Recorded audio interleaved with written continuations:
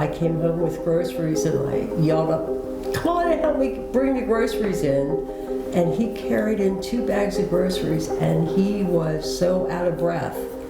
And right then I said, "We need to go to the hospital and have this looked at."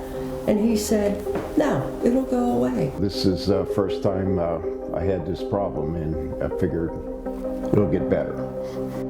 You know, it got worse. Even if I stood up, then I started getting shortness of breath, and I knew it was serious then. And I said, "We're going now." I called 911 and we went off to Doylestown Hospital.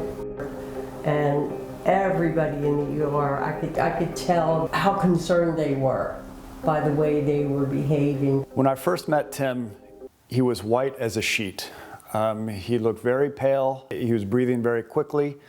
And his blood pressure was in the 70s systolic, and heart rate was in the 130s. He had a pulmonary embolism, so I knew that we needed to act fast. We did a CAT scan when you first got to the ER. So normally the right ventricle should be smaller than the left ventricle, which pumps blood to your body. Your right ventricle was 5 times bigger than your left ventricle. Which told us that we needed to do something that was going to break up that blood clot right away. We used a device called the Bashir catheter. That device actually macerates or breaks up the blood clot physically, and as it's doing that, we can also inject that clot buster medication directly into the blood clot. This was the first time that I had used the device, the first time the device had been used in the region.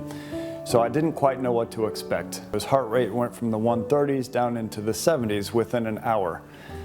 So I had never seen results like that before, and I knew once I saw his heart rate dropping, I knew that the device was doing its job. And Marilyn, did you notice any differences in your husband immediately after and the next day after the treatment? The next day when I got to the hospital, I could definitely tell that his color was coming back. So we knew then that it worked. And then he told me that everybody in the room when they took the catheter out applauded because they knew it was successful. I didn't realize that a sudden shortness of breath would be as catastrophic as it happened to be. And I thank you for your help. You're my hero. And I think we all owe a big thanks to Marilyn, who was able to recognize that something was wrong and encourage you to get to the hospital. Really, without her, we may not be here having this conversation. So thank you for recognizing the signs and symptoms. Absolutely.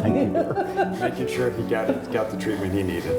My advice to all wives, if your husband has any symptoms of shortness of breath, chest pain, or anything that he has not ever experienced before, get him to an ER immediately.